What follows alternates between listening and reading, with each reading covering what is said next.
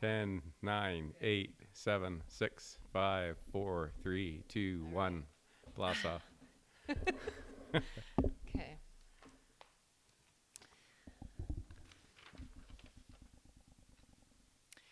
So many people ask me where I come up with my podcast ideas. How do I find my guests?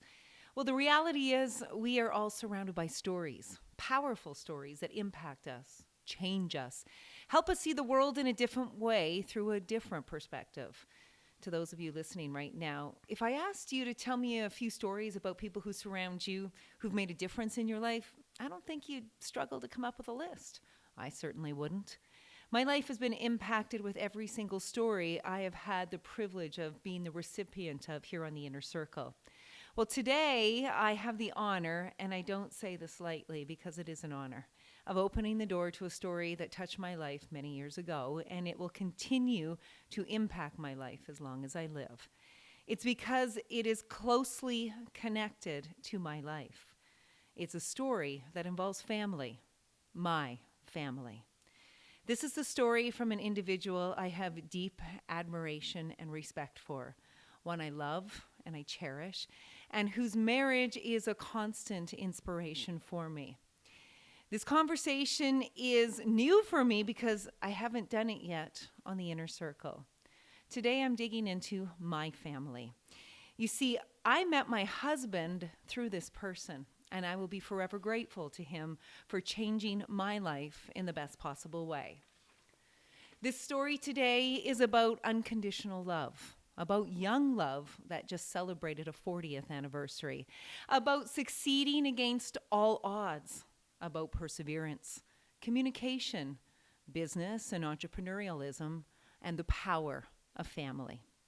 Today, I welcome a truly awesome human being, someone who happens to be my next door neighbor.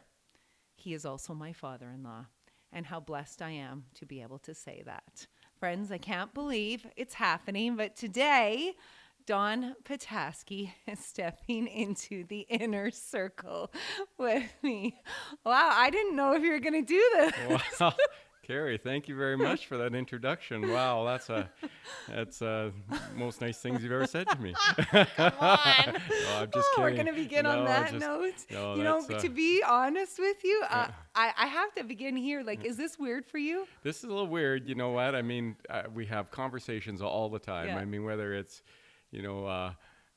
family gatherings or Friday night happy hour or Christmas Day or whatever. Yeah. But to be talking in a mic to you, that's that's a little different, I can honestly say. Oh, yeah, I'm sure it is. But the story is rich, and I recognized it years ago. And so I want to dig in, and I want to start years ago when it would be your grandparents, right? They immigrated from Ukraine. Is that where it all began for your family in Canada? Yes. My mom and dad, they were born in Canada, but their parents immigrated. My mom immigrated they were in the Winterburn area Yeah. of Edmonton, and my dad's parents were in the Two Hills area. Yeah. And there was a number of people from the Ukrainian background Right. that immigrated in that area. That's why you'll always find that there's, everybody from Vegreville or Two That's Hills right. or Mundare or Yeah. wherever out east, because they all got plots of land. Were they free back then? They were Do you free. remember? Yes, yeah. Okay. You know what? The Canadian government went over and they gave people land, but you had to find your way here, get here, take the boat over, take the train, come with your family and a shovel and an axe and build a house and build a life. And there was no going back. Wow. So there's a lot of families that did that, and they've been super successful. Yeah, they have, Yeah. because they know what hard work truly means when you It's start. a different hard work than what we're used to. That's for Isn't sure. it ever? Oh my goodness. So your grandfather was a farmer, right? In the Two Hills area. Yes. And I want to emphasize that because it's that particular way of life that led to an accident of your dad that really set the course of his life and changed your life and his life. So take us back to the day Yeah. where your dad, I would say, suffered a life-changing injury in the most positive of ways. And you're going to understand what I mean by the most positive of ways as Don tells this story. So You go know ahead. what? It's quite the story, and if I could just preference to say that, a lot of these stories I didn't come directly from my father or my mother. A lot of it stuff gets a little, I don't want to say secondhand, but comes from other relatives and that, because nobody wants to talk about those bad stories back then. And, that's maybe one of the things I wish that, that had a little bit more from the horse's mouth type thing. Yeah. But anyways, the story was that my father was born in 1914, and in 1918, my father was playing in the field. I think he was 4 or 5 years old at the time. A wheat field or something like that? Yes, a wheat field, and he had a manual swather. I'm not sure of the exact tool at the time. Anyways, my grandfather hit my father, and it severed his legs, one just above the knee and one just below the knee. Because your dad was hiding in the wheat field. He was hiding in the wheat. He was a 5-year-old. What do 5-year-olds Being a kid, do? Being a kid. Anyways, they back then, no cars. They loaded him up into, there was no hospital either. So they loaded him up into horse and buggy and traveled dirt roads, 50 kilometers or so. He was bleeding out, and somehow they got him to Vegreville and saved his life. It's a miracle that he made it. It was a miracle. Alive through that whole, the fact that he must have been bleeding and the pain, and I can't imagine. Yeah, and so you know what, they got him there, and they amputated, one leg above the knee and one below the knee. So really, that was the only thing my father knew when he was growing up. And so it was interesting because back then we treat people with disabilities a lot different today than we did 100 years ago or over 100 years ago. Back then you were segregated. Yeah. You were put into a separate school. You were not really in with the kids. You were not sort of part of the family as much anymore. But my father made do, and he did very well.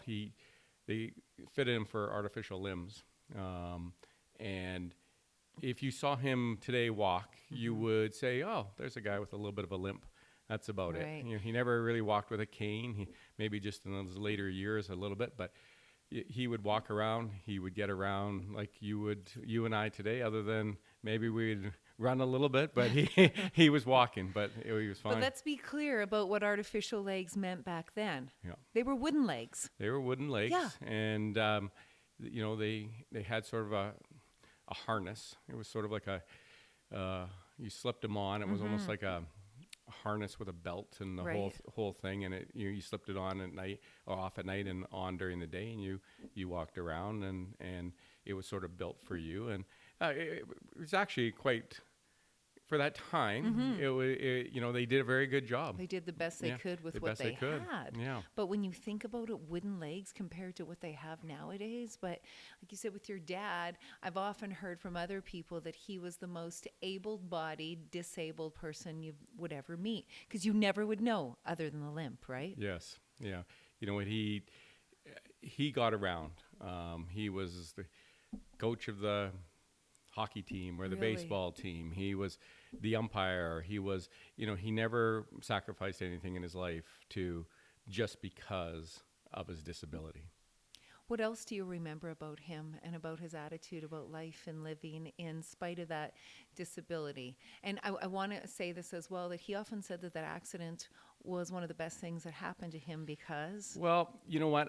It was interesting. A quick story. A couple 8 or 9 years ago, we were meeting up with a new financial advisor, and he came to me, and we sat around, and of course you get introductions and you tell your side of the story and your family history and everything else.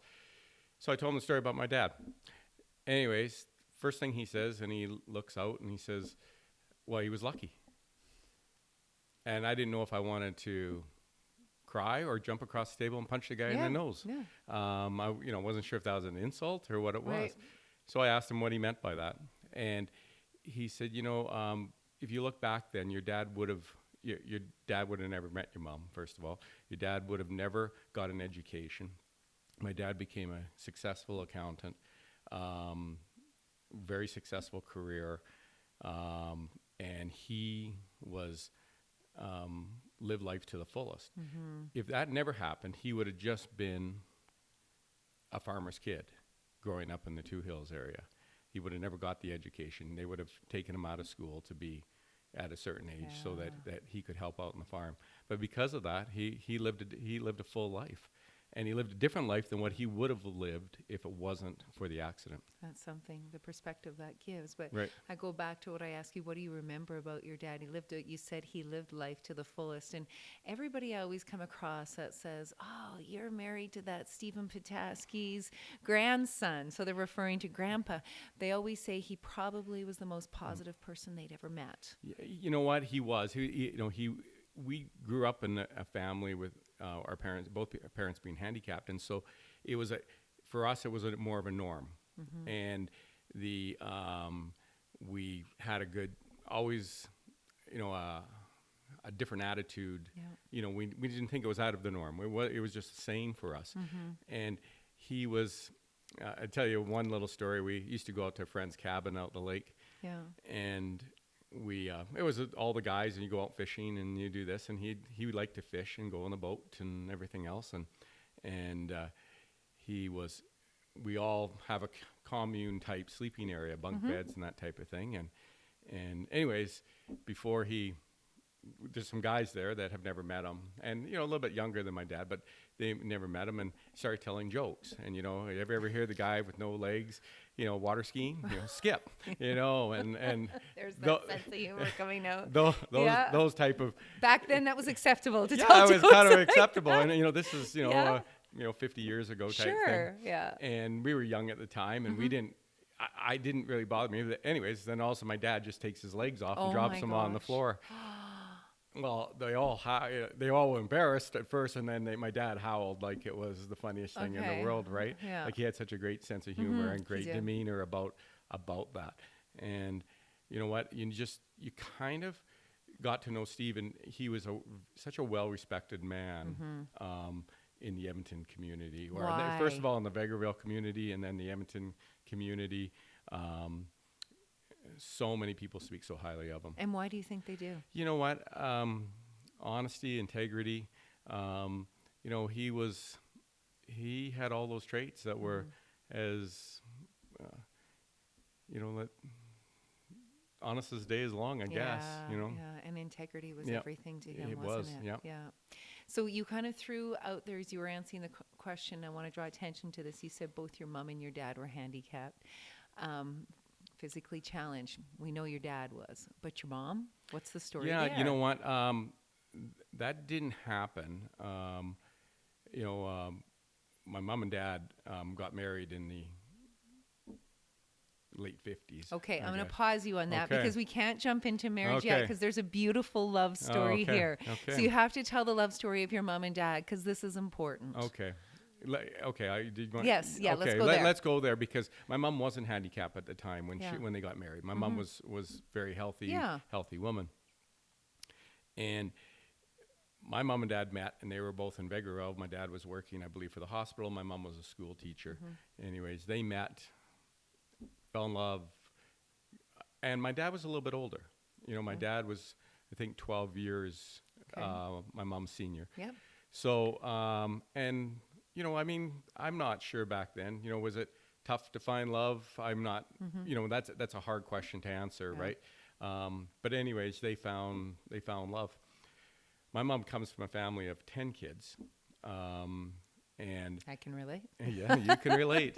Anyways, lots of family issues, dynamics, everything else that goes along with it. Don't get me started. Anyway. But my mom was one of the most of the successful kids. Okay. She went to university, got her teaching degree. She was rated as a genius level in her intelligence, right? Very, very smart lady, and she and my dad met. Well, my grandmother, and which I never knew, she passed away either shortly after I was born or before I was born. I'm not sure of the exact year. Never met her, but she was, when she met my dad, she was very disappointed in my mother. To a point, she said, if you marry that handicapped person, and she used a little more choice words than that, but I'm going to disown you. She said that you're going to spend your life looking after him, and you have so much potential, but you're going to be the one that is going to be looking after this fellow for your whole life. Anyways, she was a hard, cold woman. And I guess, just the life, the growing up and 10 kids and, that type of thing. But very, very tough. Well, Your mom, Helen. Said, no, we're going to spend the life together. Anyhow, in the 56, I think it was, they eloped. You can believe I didn't know that. I don't know. And we never talked about it too much with my parents, but other than we had some pictures of them getting married in the living room of their house. Wow. And they had another couple stand up for them, and they kind of just organized it on a Friday night happy hour, and which they did almost every Friday, Saturday night type thing, and got married.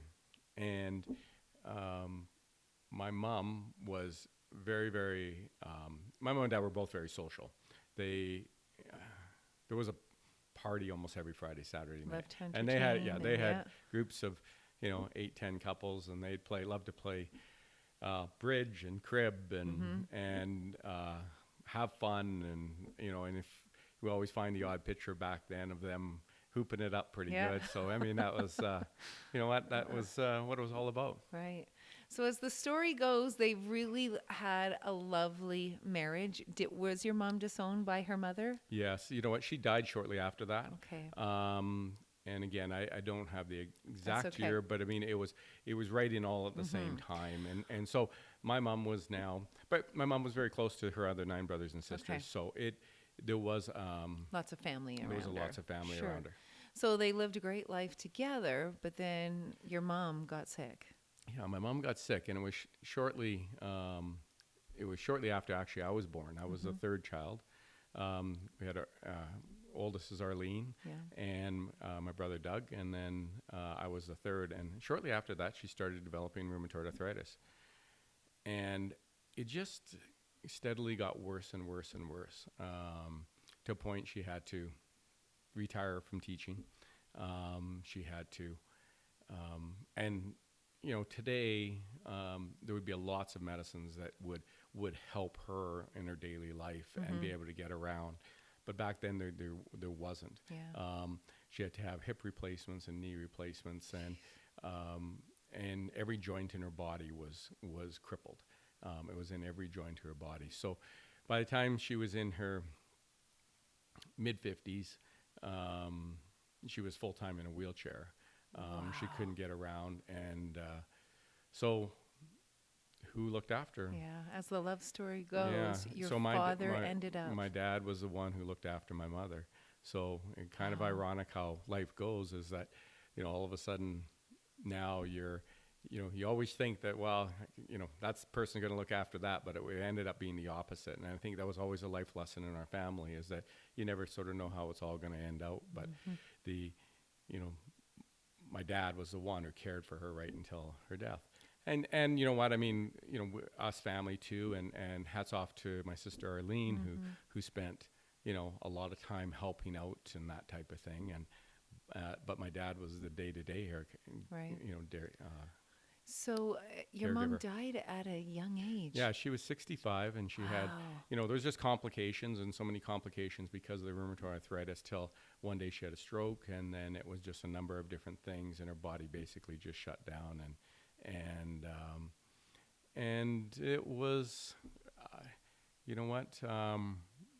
hard for my dad, because it was a lifelong partnership that they had, and but he kind of knew he had to carry on, and unfortunately, a couple of years later, he had a complication in a minor surgery and passed away, and Like it So was just this crazy complication during surgery, yes, right? yeah, just went in for, there was a little hole in his lung, and they went to repair it, and somehow after the surgery is a post-op thing that didn't turn out very well, and yeah, and so that was kind of, you know, how their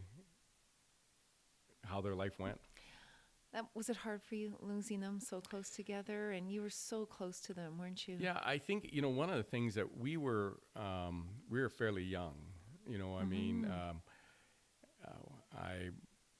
we were in the early 30s, which, some people lose their parents a lot earlier than that, and some people a lot later. But they, you know what, they were wonderful people that had lots of social life, lots of great friends, lots of great family, and lived a very, very full life. What do you think the most important thing your mom and dad taught you was? You know what? I mean, I think they taught us hard work. Yeah. You know what? We were growing up, we all had to chip in to the family contribution of running the household. Yeah. We all had our duties. My sister still complains she got the bathroom duty, and I mean, ask Arlene about that one day. She'll never live it down.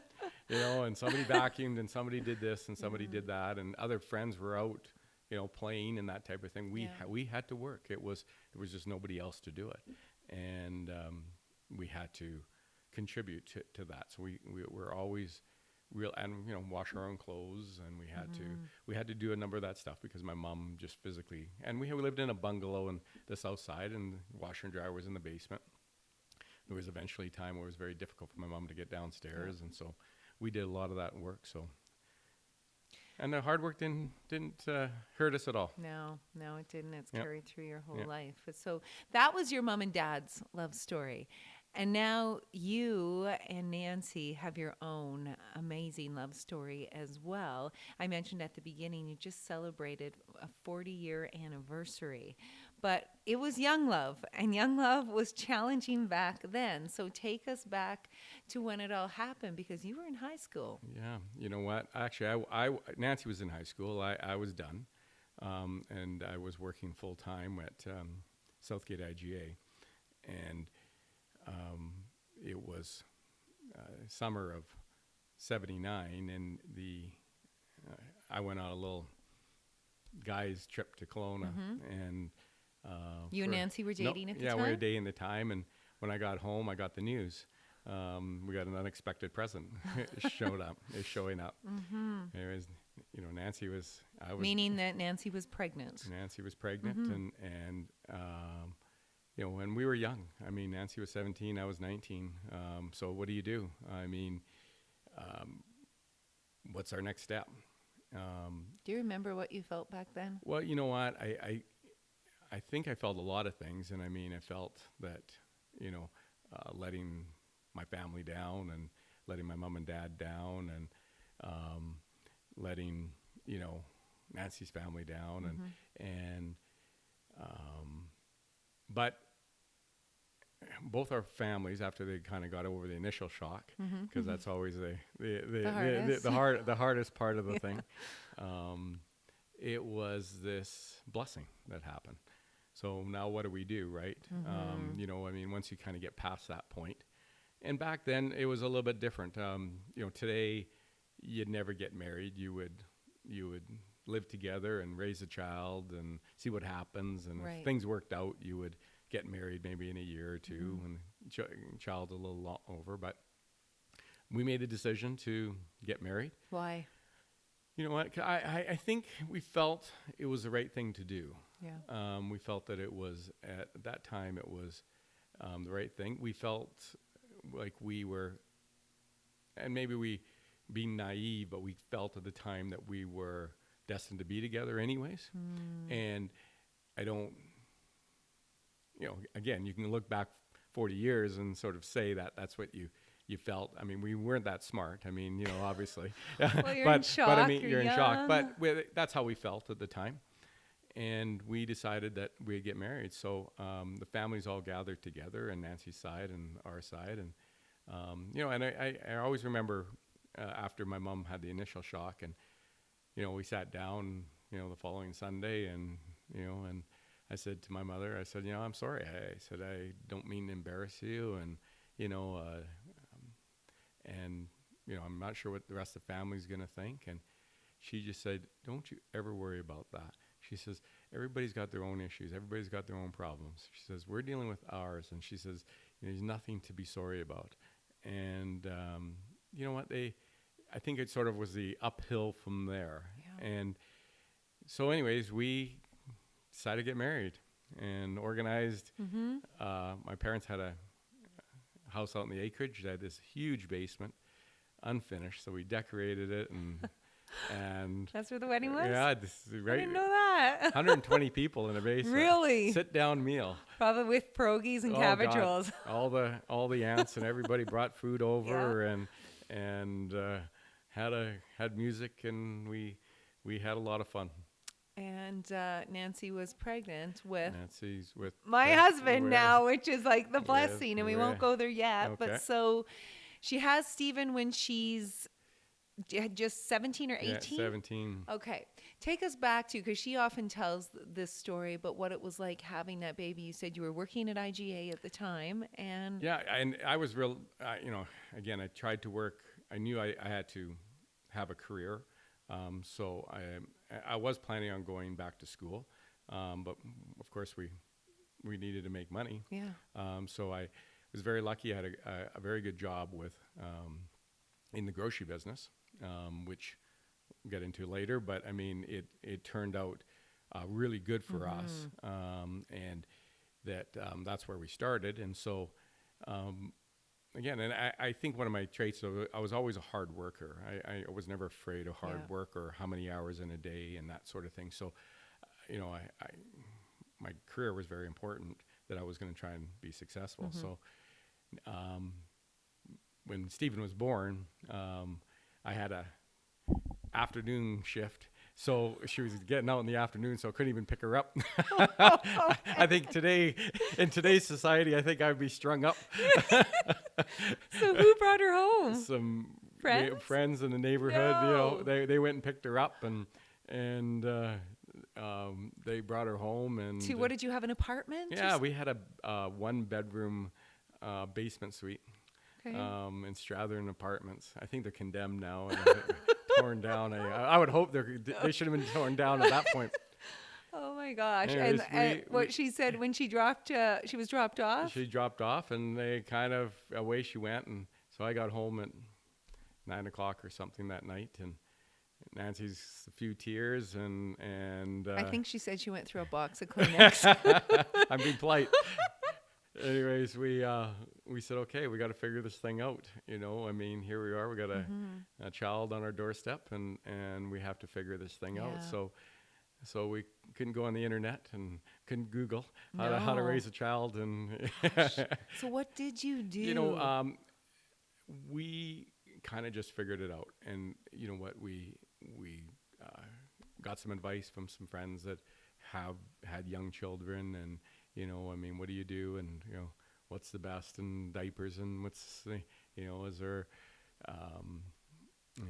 best car seat, and, what just ask. You weren't afraid to ask for help? We weren't afraid to ask, and so we kind of got going and figured it out. And it wasn't the easiest, that's for sure. I mean, Nancy's parents, we were supposed to go on a holiday, on the day that Stephen was born. And we gave the holiday away, obviously, because we couldn't go to Mexico. And Nancy's folks went on a holiday the day we were born. Okay, day Stephen was born, they left. They left. So you were really on your own. We were on their own. And again, my mom and dad were handicapped. So there was a limit to how much that they could help. But, through, figuring it out, and friends and family, and you know what? everybody sort of helped out, and we kind of figured it out as we went along. Looking back on it now, what do you remember? Does anything stick out as like the biggest challenge of the time, being that young with a baby and all of your friends are basically teenagers or just leaving school? Yeah, you know what? I think that the biggest thing is that it's immediate life change when you're young. And, people ask me all the time, oh, well, you guys were lucky you got married young and now your kids are older. Now you get to enjoy them and you get to enjoy your grandkids. And that's 100% true. But it's difficult to go through that when you're that young. You feel like there's a part of your life that was missed. Your family or your friends are all going off to college, or they're going traveling Europe, or they're going on playing hockey at night or ski trip or whatever it was, or a party or the bar, or whatever what it was, is that we were kind of not invited, and we had to stay home. And we were lucky because we had a very good group of friends also that would always be conscious of that, and it would be, okay, we're gonna bring over a pizza and a case of beer and come on over to your house type thing, right? And being the age we were, we kind of appreciated that they help be part of that. Yeah, takes a village, right? Yep, it sure does. So shortly thereafter, it was not 2 years, then Ashley showed up. Yeah. And she was kind of like your Christmas miracle. And that's why I wanted to tie this into the Christmas season, because this is another heartwarming story. Yeah, she was planned. Okay. Okay, I want to get that straight. For the record. For the record, she was planned. We actually tried on that one.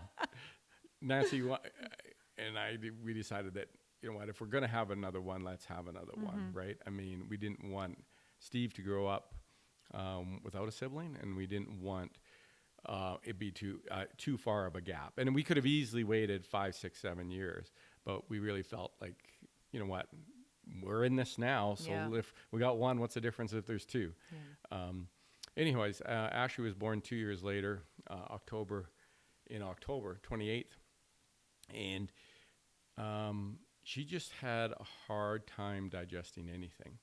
Didn't matter what it was, but she just couldn't digest anything. And we were trying different things, and anyways, her birth weight was starting to drop. Actually, 6 weeks after her birth, her birth weight was less than when she was born. Okay. And we were very lucky because there was a doctor who was in a shopping center right across the street from where we lived, and we lived in a condo on the West End. And he actually did house calls, and could always remember this. He said, "Yeah, no, I'll come over right after at 7:00, and I'll look at her and everything else." Anyways, he goes, he goes, let me feed her. So he's giving her some of this formula, and he goes, I think she's okay. And then she just projectile vomited right across the room at him, right? No. It was almost an exodus. It's like, I'll show you. I'll show you. Yeah. Anyways, he immediately said that we have to get her into the hospital. She's getting dehydrated. This isn't right, and we have to figure it out. So we put her in. We put her in the hospital, and every day I'd go to work and take Nancy and Steve, and they would go to the hospital every day. So and she stayed in the hospital. Yeah, she stayed in the hospital, and they would go spend the days there or whatever. I can't remember exactly how much time, but a lot. And then I'd go to work and pick them up after and stay the evening until she fell asleep. Wow. Anyways, they kept trying things, and they couldn't seem to kind of figure out exactly why or what. And it just went on, and it came to December 24th. And Nancy says, "I'd like to bring her home." And they said, "Well, we really don't recommend it. We really don't want, her to leave the hospital." And Nancy said, "No, I want her home. I mean, that's." And they said, "Okay, we're going to try this one last formula." So they tried a bunch of different formulas? Yeah, they were trying a bunch of different things to get something to settle down. Anyhow, they tried it, and anyways, and they said, "Here's some, take it home and see what happens." Anyway, sure enough, we got up Christmas morning, and she was a happy baby, and this thing, and from that day forward, she could eat properly, and Oh away she my went. gosh. And so we always call her a Christmas miracle baby. And So she never had to go. Did you take her back to the hospital? no, she never went back after that. She just went back to the doctors, and that was it. And so, Did you ever figure out what it was? well, the funny thing was that they tried this formula, and it was $100 a can. Oh my gosh. And so relate that to 1982 Right. Of what it was, and it was a powder form, and somehow it just had the right stuff in there. So they said, we need you to keep her on this until she gets her weight going, and that, and said this is the right one, so we got to make it work. And we're kind of like, okay, I think I only made 900 last month, so I think I'm down 300 before we even start. Anyhow, What did you do? Well, you know what? Again, my family, was there to help out. My dad came over and dropped a case of it off. I think it was $1,200 or something or other. Oh my gosh. And that, of course, because of the powder form, it took, it lasted for a while. And then it was, I think after that, if I remember right, that after that, her body started accepting other foods and that type of thing. And all of a sudden, she just started to grow, and away she went. Wow. And today she loves food, as you know, and she's probably the best cook that you. Oh, without a doubt. That you know. Yeah. I mean, that girl can cook anything. Yeah. But isn't that funny Yeah. that at this time of the year I wanted to shine a light on it, because it is a special Christmas miracle to think your baby's in the hospital, you bring her home, and the next morning on Christmas morning, and what a there was a gift. lot of. I can remember that day that there was a lot of people that didn't want that to happen, and it wasn't going to happen. It was Nancy who forced the issue, and as you know, when she wants something, she gets. She usually, makes it happen. She makes usually She's happen. always fair. She makes it happen. She makes it though. happen, and Yeah. she made it happen. And of course, from that day forward, from Christmas Day on, it just seemed like everything worked out good after that. So there you are, 2 kids. Was Nancy working at the time too? Nancy was working part-time, and then Was that at IKEA? you know what, I can't remember what year she Yeah. started, but about Okay. that time she started working at IKEA and doing some work in the showroom and that sort that's of thing. where the love of interior design began. Exactly, yeah. And so how did you make that work with you're trying to make money, pay the bills, and you got 2 kids? Did you take them with you to the grocery store or what?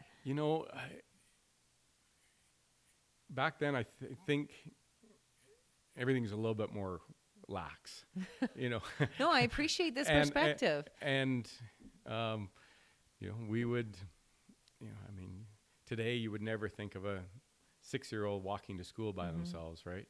But back then, you'd probably take them to the end of the block and, okay, there's a school, walk to the school type Yeah. thing.